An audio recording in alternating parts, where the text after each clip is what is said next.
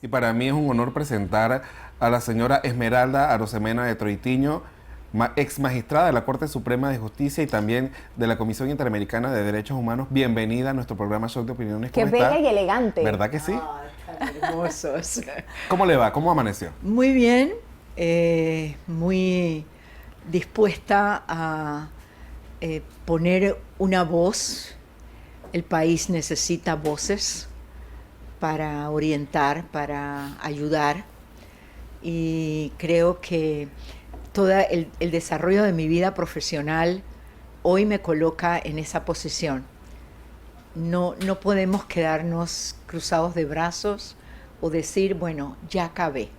Coméntenos un poco precisamente para que la gente la conozca, esos trabajos que usted ha realizado desde el ámbito de los derechos humanos y que la mantienen hoy en esta posición, ¿no?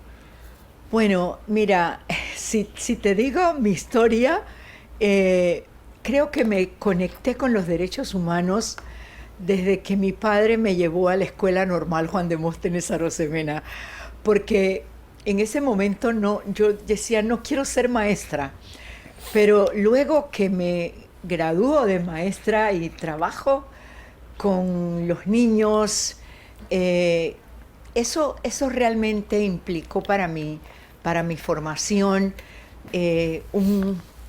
una marcó. Porque cuando uno tiene ese contacto con el ser humano, tú te comprometes entonces con lo que dignidad humana significa. Claro. Me encanta. Ex magistrada, durante el año pasado vivimos un episodio donde el tema de derechos humanos se debatió más que nunca. Y tenemos que hablar del caso de los cierres de calles en rechazo al contrato minero, ¿no? Cierres de calles que provocaron pérdidas económicas, Pérdidas de vida. sociales, pérdidas de vidas incluso. Hablemos un poco de eso. Por ejemplo, en el caso de personas con enfermedades que no llegaban a una cita médica, que se le obstaculizaba el paso en una ambulancia. ¿Qué debate en medio de situaciones donde un grupo pelea por sus derechos, pero dónde están el derecho de los otros?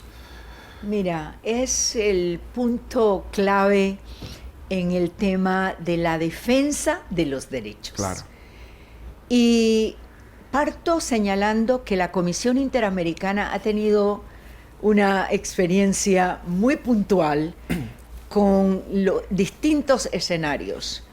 Hoy Ecuador vive lo que está viviendo, pero lo vivió en el 2019, lo vivió Bolivia, lo vivió Chile, lo vivió Colombia. ¿Por qué hay protestas? Ese es el primer cuestionamiento que se tienen que hacer los gobiernos, las instituciones de un país que están allí para resolver los problemas, para conducir. Y muchas veces la organización institucional no está preparada para enfrentar eso, las demandas ciudadanas, que es un derecho. Y decía, la comisión tiene una experiencia porque ha hecho evaluación de eso que ustedes plantean, que frente a un derecho el otro, no es que hay un derecho más que el otro. Claro. Hay derechos humanos que hay que respetar ambos y hay que asegurar que ambos están siendo satisfechos. Entonces, ¿quién debe asegurar ese respeto a los derechos? La institucionalidad de un país, la institucionalidad que está creada para conducir, para gobernar.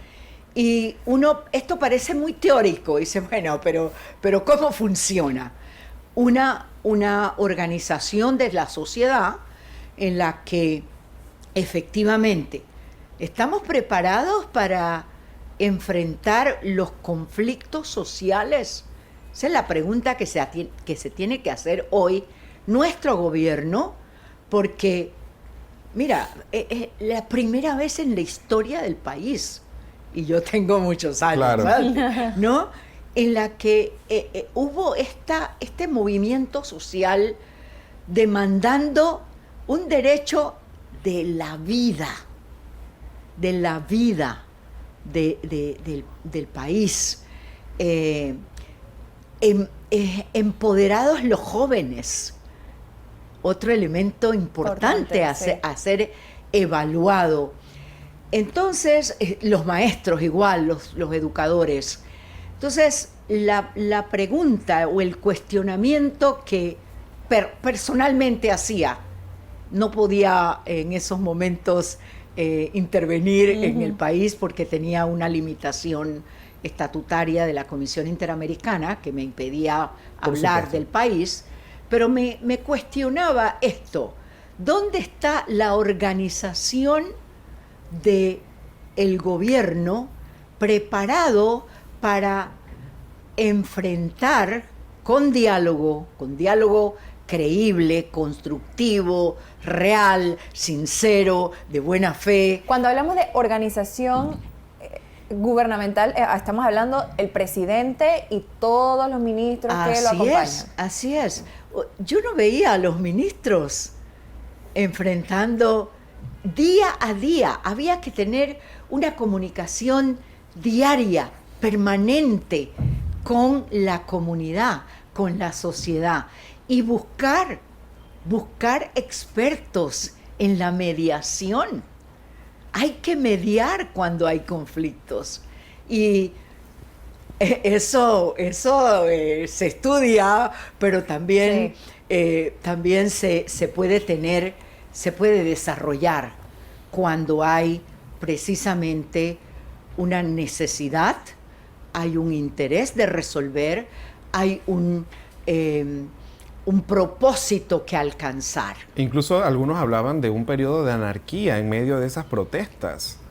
Sí, efectivamente, cuando hay protestas sociales, pueden llegarse a dar esas situaciones anárquicas, porque hay muchos elementos que entran en juego. Se habla de los infiltrados, se habla de gente que financia movimientos de un lado, porque todo eso puede ocurrir dentro de una sociedad que en un momento dado tiene un objetivo por el que luchar y no encuentra respuesta. Entonces se abren caminos. Entonces, a eso es que me refiero con la preparación de las instituciones. Tenemos que, como país, estar preparados para eso. Porque, repito, no se trata de un derecho más que el otro.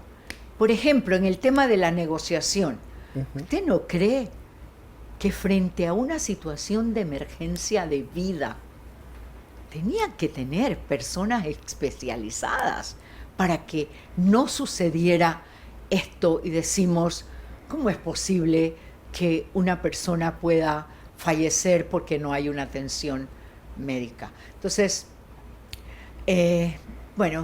lo resumo con la palabra compromiso institucional del país, y también de aprovechar una situación como esta, claro, como la que se dio, para tener en la sociedad, en la comunidad, esta conciencia de lo que necesitamos ser como sociedad. Todos estábamos a la expectativa de la decisión de la Corte Suprema y le damos mucha responsabilidad, pero yo quisiera saber qué pasa en el Pleno de la Corte cuando se debate un tema tan polémico como el de Minera. O sea, ¿cómo es la agenda? ¿Qué tanta presión tienen ustedes? Como si fuera un reality show, ¿cómo me lo pudiera contar? Sí, un reality show. Yo me veía la situación y les decía momentos antes, nunca he visto una situación de organización de sociedad como la que se vio. Esa vigilia frente a la Corte mandaba un mensaje muy claro de la sociedad. Pero efectivamente son temas muy complejos, uno ve las estructuras de la mina. Ayer pasaban en la televisión cómo se va desenvolviendo este proceso de cierre que tiene que ser ordenado, que tiene que ser muy bien planificado. Y tú dices, es una estructura que no se... No, porque decir cerramos y esto se acabó, esto implica una gran responsabilidad. Pero para los comisionados, iba a decir, para los magistrados de la Corte, magistrados y magistradas, sin duda implica una presión. Pero eso no debe entenderse, por parte de los magistrados y magistradas, no debe entenderse como algo negativo para la justicia. Tiene que ser evaluado como una demanda social que espera una respuesta pronta, oportuna. La Constitución le dice a la justicia, a la Corte, justicia pronta y oportuna. Son dos palabras claves. Si no es oportuno, ¿cuál es la consecuencia? Claro. Si no se da pronta la respuesta, ¿qué fue lo que sucedió? Magistrada, le pido un permisito brevemente porque tenemos que despedirnos de nuestros oyentes de Guapa y de Radio Península, pero seguimos por supuesto a través de Shock Radio 93.3, visualmente tuya, y por supuesto en nuestras redes sociales @Shock Multimedia. Y continuando con ese hilo de ideas y que lo planteaba Carolina, creo que quiero aprovechar su oportunidad de que está aquí con nosotros para que nos explique un poco ese trabajo que realizan los magistrados de la Corte Suprema de Justicia cuando llegan al Pleno un proyecto como este. ¿Qué conversan? ¿Qué sustentan? ¿Qué debaten?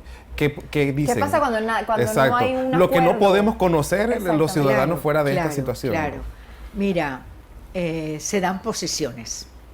Se dan posiciones y a veces posiciones muy fuertes, muy duras, pero bueno, a mí no me tocó una tan fuerte como esa, pero sí hay situaciones complejas en las que incluso puede haber una de las partes interesadas en que particularmente X magistrado no intervenga, el tema de la recusación. Todos esos son elementos que se pueden estar produciendo en casos, no me gusta llamarlos de alto perfil, porque pareciera que los otros no son altos. Claro.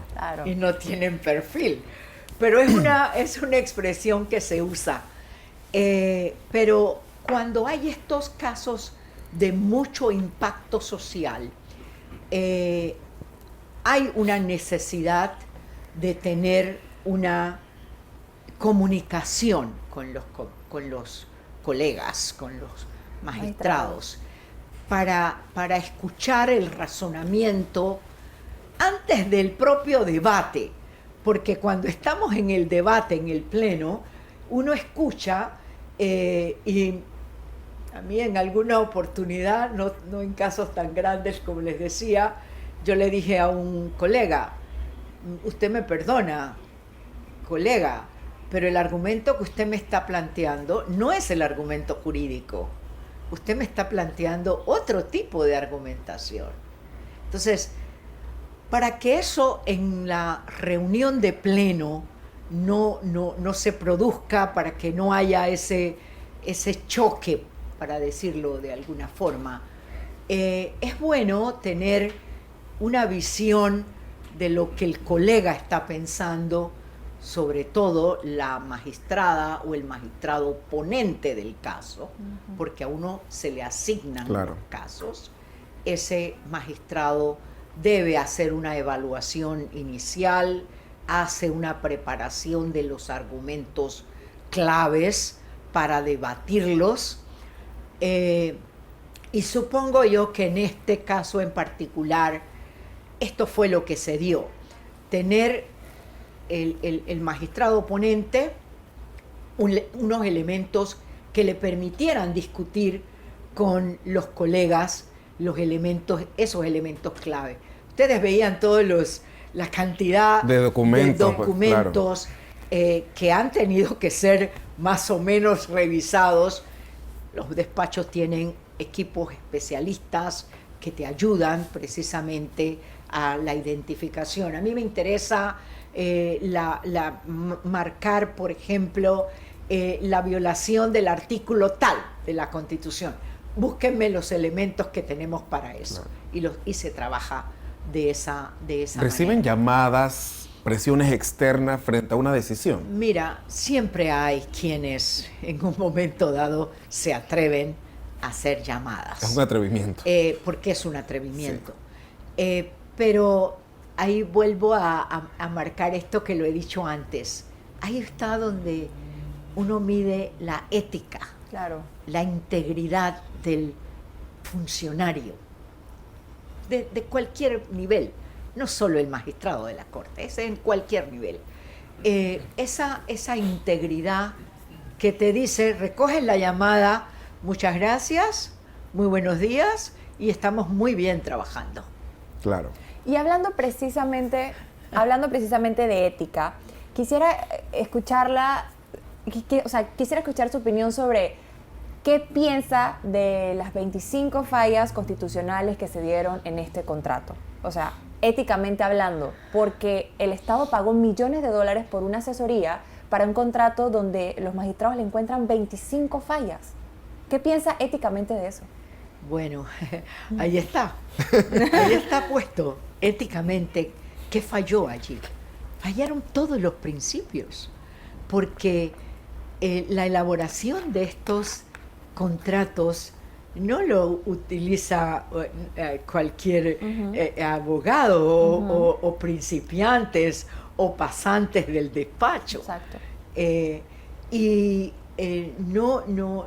No es concebible que pudieran pasar 2, 3, 4, pero cuando se identifica 25. El número de violaciones a la Constitución, tienes que preguntarte precisamente que no hubo allí el sentido de responsabilidad, de respeto, de compromiso profesional, porque igualmente para la empresa el hecho de tener por parte del Estado un equipo que hace una preparación que estoy segura también fue evaluado por la otra parte, a la hora de identificar por el sistema de justicia del país tantas fallas,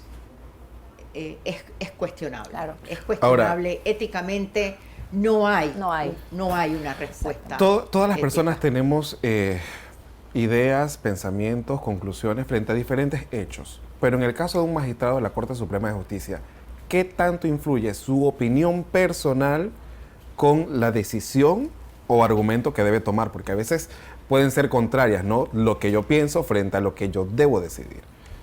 Mira, ahí está la clave de lo que la misión de hacer justicia es. Si yo acepto el cargo para la administración de justicia, es una misión muy noble. La sociedad entera pone en nuestras manos o en las manos de jueces y magistrados sus conflictos, sus problemas, con la, no certeza, pero sí con la fe y la esperanza de que en la administración de justicia voy a encontrar justicia. Es decir, que se me otorgue lo que en derecho me corresponde. Y esa palabra, que lo que en derecho me corresponde, es lo que los magistrados tienen que tener y jueces tienen que tener presente. Y también los investigadores, el Ministerio Público, el tema de la policía. O sea, si tú tienes una responsabilidad para esa función de resolver los conflictos de una sociedad, O sea, no puede ser tu idea, no puede ser tu enfoque.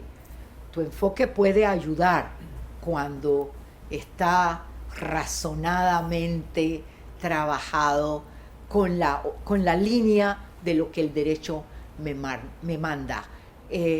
Por eso, mira, aprovecho para decir algo aquí un poco fuera del contexto, pero esa es la clave de la justicia, que el juez, la jueza, magistrado o magistrada, tengan esta capacidad del análisis del derecho, que ese derecho sea justo, y cuando el derecho interno pudiera tener una Conflicto. situación de complejidad, tenemos el derecho internacional que el país ha suscrito, y por eso cuando asumía la Comisión Interamericana el cargo y veía la importancia que tiene que nuestros jueces internos manejen el derecho internacional, que es norma del país,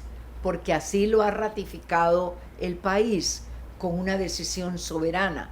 Los jueces se convierten en jueces interamericanos cuando evalúan, bueno, esta norma por aquí parece que no, y muchos casos de los que se llevan a la Comisión Interamericana y a la Corte Interamericana están en esa línea, que la justicia nacional se apartó, no atendió una norma del derecho internacional.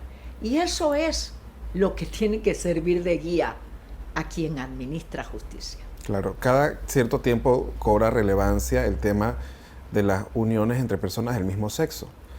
La comisión emitió una opinión y todavía sigue el debate si es vinculante o no es vinculante. ¿Qué debe pasar con este tema en Panamá, a pesar de lo que ya dictaminó la Corte Suprema de Justicia? Mire,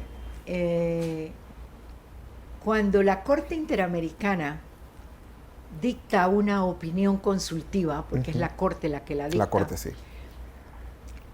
Lo que está haciendo la Corte es una interpretación de la norma convencional, es decir, de la convención de la que se trata. ¿Y eso qué significa? Significa que si Panamá es demandado, por ejemplo, ante la Corte Interamericana, bueno, primero la Comisión pasa eso a la Corte Interamericana, la Corte le va a decir, bueno, es que el tema ha sido ya planteado por la Corte, señalando el derecho que implica precisamente el derecho a la identidad, el derecho a la dignidad y a la libre disposición de tus pensamientos y de tus ideas. Entonces, la Corte puede entonces sancionar a Panamá. En este caso, ¿podría ocurrir esto? Podría ocurrir si se presenta un caso demandando al país porque la justicia panameña ha dicho que no tengo derecho. Interesante. Y la Corte ha señalado que sí hay derecho. Entonces, ¿es vinculante o no es vinculante? Por supuesto que es vinculante, en el sentido de precisamente que se hace de parte del ente que decide, Corte Interamericana, una valoración de esa norma que se emite opinión respecto de ella. Y Panamá debe acatar las normas del derecho internacional. Por eso fue que se suscribió, porque quiso voluntaria y soberanamente suscribir un tratado, y por eso hay que cumplirlos. Y los jueces tienen que estar preparados para eso. Los jueces son, y yo les llamo así, son jueces interamericanos. Todos nuestros jueces del continente sí aplican la Convención Americana. Entonces, este control de la convencionalidad por parte de los jueces nacionales ayuda a que Panamá no tenga que ir a nivel internacional a hacer una defensa de una situación en la que se le demande. Claro. Sí, Me encantó, interesante. ¿no? Sí, me encantó interesante todo. planteamiento del tema de derechos humanos, por Sí. supuesto. Encantado de tenerla aquí Bueno. por primera vez y espero que no sea la única ni Por la favor, última. exacto. Que nos acompañe más seguido por acá, a la ex magistrada y ex comisionada de la Comisión Interamericana de Derechos Humanos, Esmeralda Arosemena de Troitiño. Bienvenida siempre por acá. Gracias a ustedes y les felicito porque son espacios necesarios